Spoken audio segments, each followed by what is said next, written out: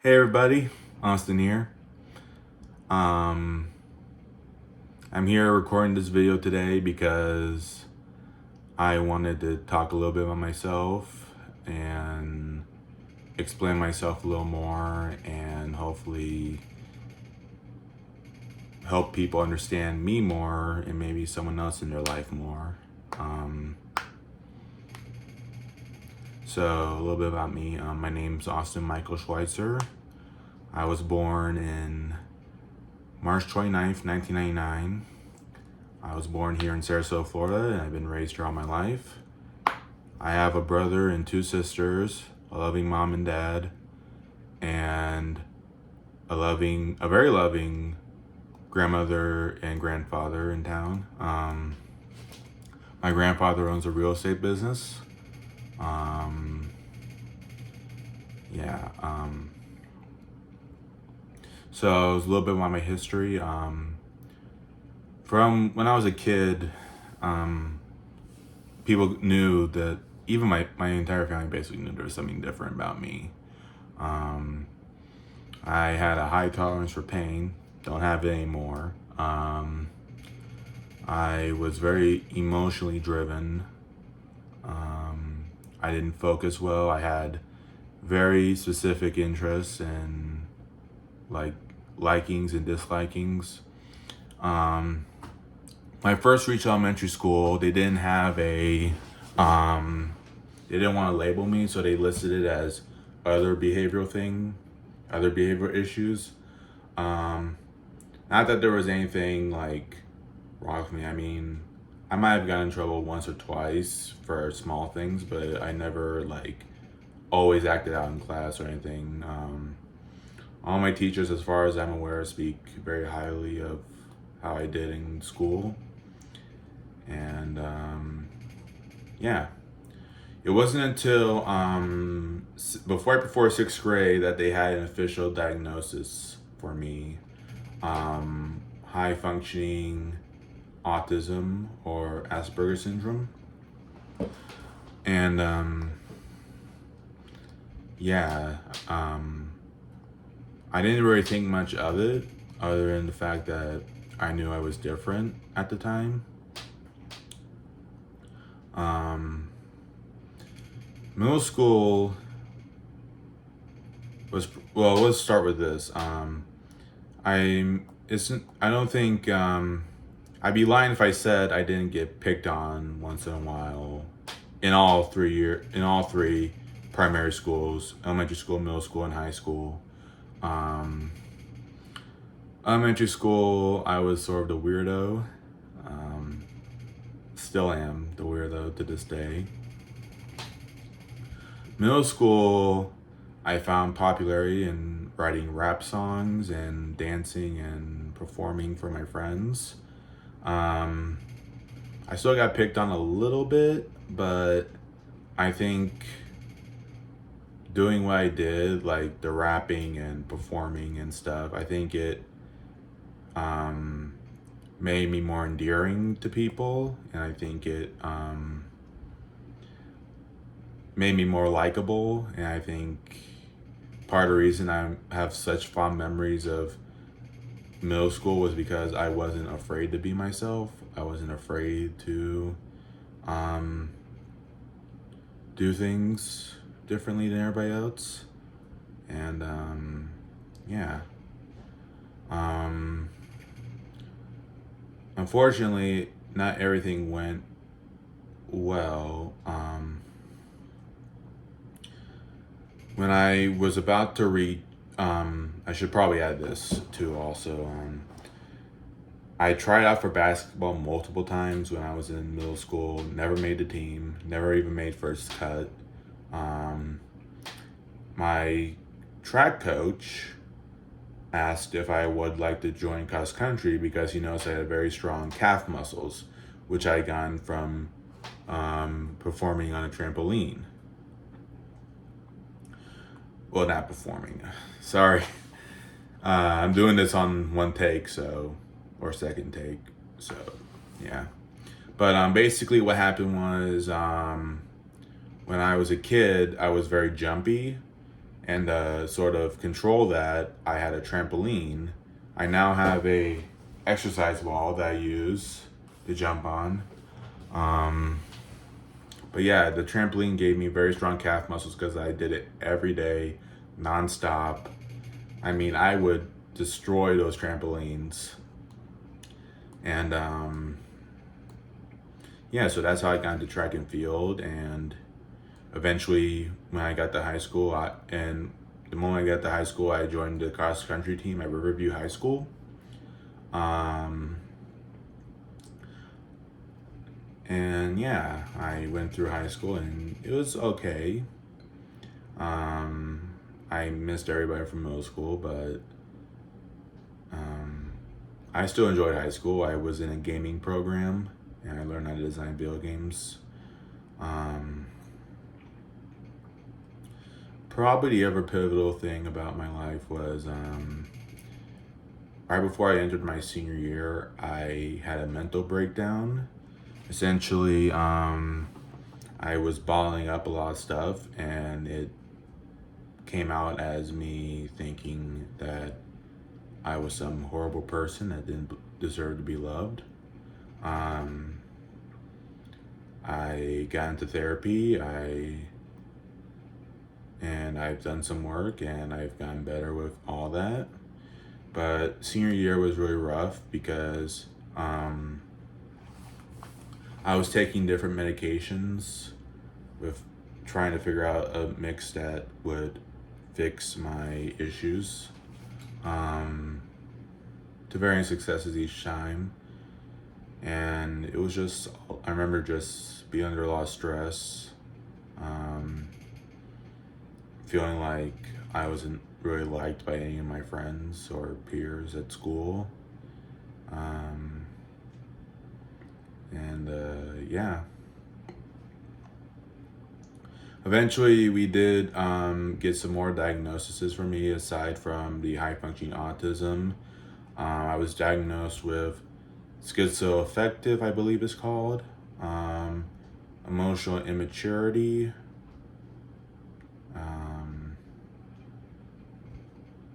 Yeah. At first I thought nothing about my autism. At first I thought, okay, I'm just a little different. But as I've gone through life, it kind of I kind of realized how much I stand out compared to other people. I don't operate on the same wavelength as most normal people operate. Um, Anyone that knows me will tell you I do things very differently socially. I text people like every week to go out and do something. I have dreams of being a superhero. I actually designed a superhero character based on myself. Um, One, because I want to do good things in the world, and two, I thought if I was a superhero, that people would love me more, people would like me more. Um, I'm currently at Publix working. I also have a seasonal job at GameStop. Um, Still in therapy, but I've made phenomenal progress. Um, let's get into some of these questions I posted on my social media for people to ask me questions. We're going to get into some of them today, and I'm going to put some of my own in. So let's dive into it. How would I describe myself? I always say that the three pillars of what make me me are fun, humor, and kindness. I love having fun. I play video games on a regular basis. I enjoy laughing, cracking jokes, and just making people laugh. Gaming is probably my highest passion next to running. And I just sort of try to give my love to everybody. I try to be a friend to anybody who I can. A lot of things that people will tell you is that I'm quick to try and make friends with anybody I meet. Like when I went to Publix, when I went to GameStop, the first thing I did was first thing I said to myself was, how many friends can I make? And I try to get as many people's phone numbers as I can. I try to invite them out to movies with me and my girlfriend. Um, because I think we would just have a fun time, and um, yeah, I'm just a social butterfly, as they call it. Let's see the next question. What do you wish people understood about your place on the spectrum? Alternatively, what do you think people misunderstand about you? Um, well, one of the things I think is misunderstood about me is that I have like, I enjoy hanging out with the guys and stuff, but I really like enjoying hanging around females.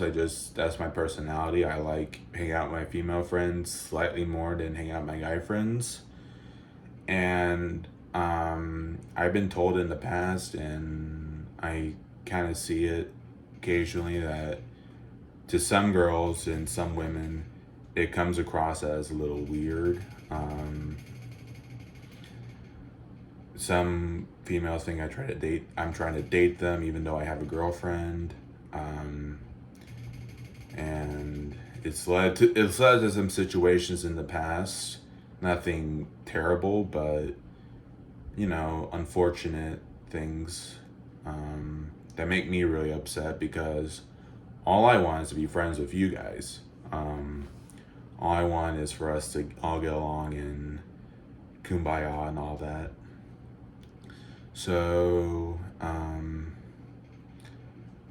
what I would try to say, if I could send a message to all my female friends, family, and acquaintances, is if I want to spend time with you and if I want to hang out with you and stuff, I do not intend any harm. I don't want anything bad. I don't intend to make you feel uncomfortable. I just really want to be your friend, because outside my girlfriend and my family, I guess I'm kind of lonely.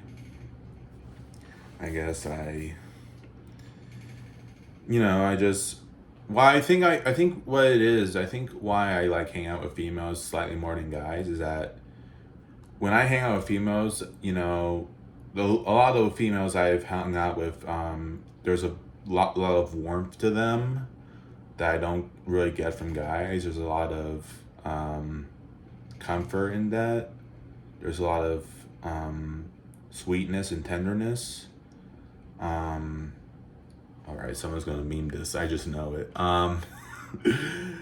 But yeah, it's just sort of like with different groups of people, you sort of get a different vibe, and I kind of like the vibe I get from females more than the vibe I get from guys. Just a slightly bit. I still love hanging out with the guys. I mean, I have a ton of guy friends. The guys from my cross country, track, just friends I met in college and stuff. And yeah, that's kind of the explanation I have for that. Next question is, what worries me most about the future?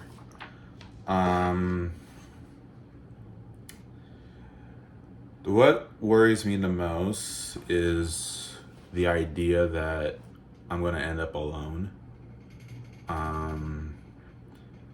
My closest bond in my family has to be with my grandmother, and she's in good health. She's good, and we always hang out. We always talk and stuff. She helps me with my problems.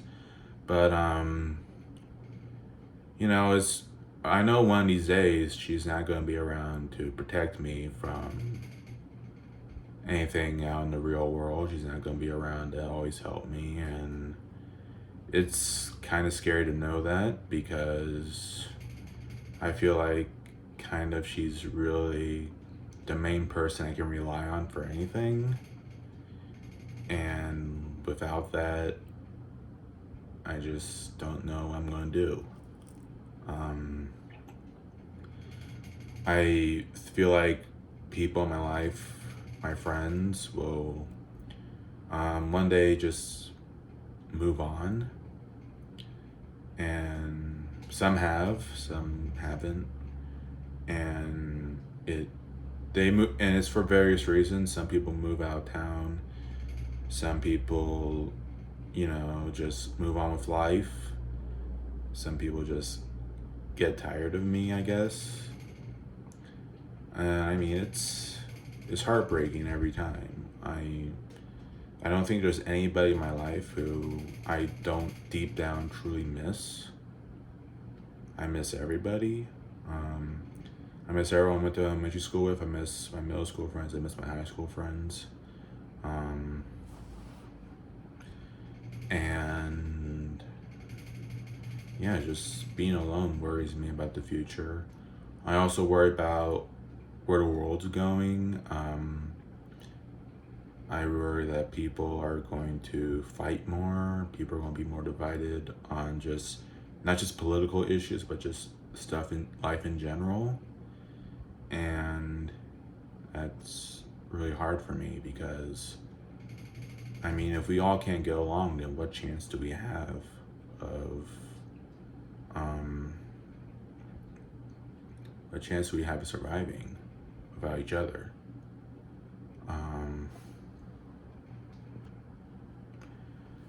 I just, but yeah, that's my main worries. I worry about being alone, and I worry about sort of the state of the world in the future. Next question is, am I holding on to something I need to let go of? Of course I am.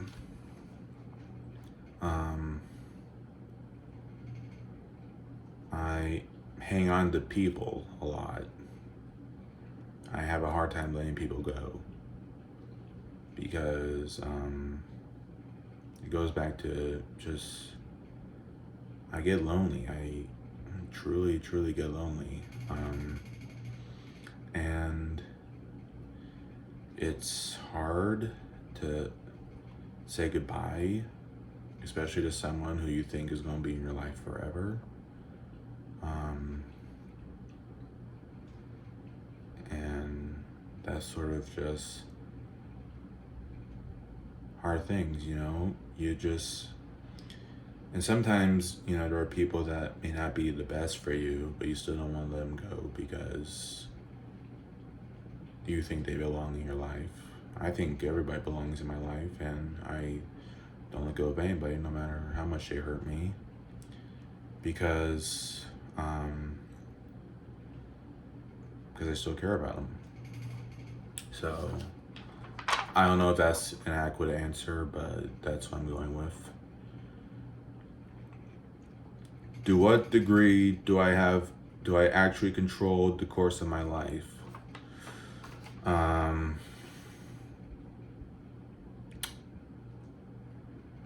I want to say it's 50-50. There's things I can control, some things I can't. Like, I can control if I get up in the morning to go running, but I can't control if I succeed. Well, I guess I can't control if I succeed.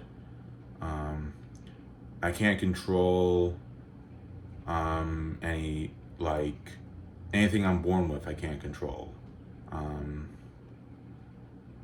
I can't control that I have autism. I can't control that I'm immature, and I can't control that I can't control other stuff. But I do my best every day, and I think that's all you can do.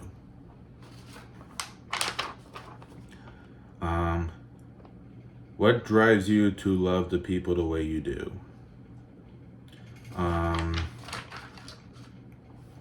For me, I owe that to my grandmother. She's and my teachers and my parents and stuff. They've made it very clear to raise me to love everybody, kind of. They raised me to not be mean, and I hold myself to a very high standard on that. I get frustrated with myself whenever I lash out at people. Well, not that I lash out at people often, but whenever I do get annoyed with someone, like at work or something, or even if someone gets annoyed with me, I always ask, what did I do wrong? Um,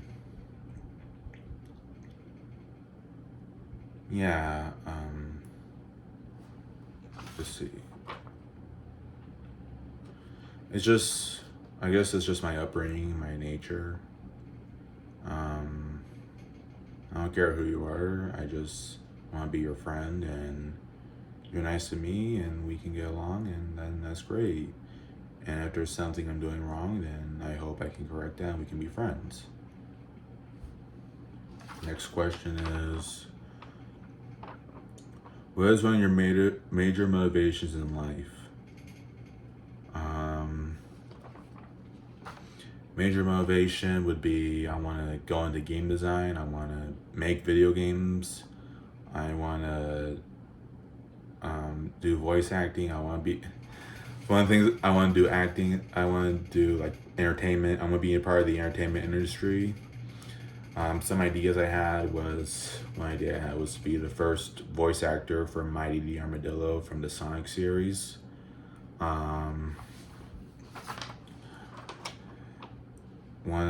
Another idea I had was I just want to be in entertainment. I want to make people happy. I want to make people laugh. Yeah, I just get up and every morning I get up and I'm like, today's another day to make new friends, to have fun adventures, and do great things. And I try and go with that thinking every day. Let's see, how would I like to close this off? I want to say to anyone watching this, if I care about you guys, and I want to be the best friend I can be to you. And I just want to say, if I've hurt anyone in the past, and if I accidentally, or if I mess up somehow and something bad goes wrong, or if I make a mistake, please forgive me and please bear with me. I'm not perfect. I'm not a Superman. I'll never be like Superman. But if you bear with me, I promise I will do my absolute best to make your time with me worthwhile. I promise that I will do my best to be the greatest friend to you I can be. I promise. I can't say I'll get everything right, but I promise that I care and I just want us all to get along. I guess that's all I got for today. I hope everyone enjoys this video, and I hope to talk to everybody soon.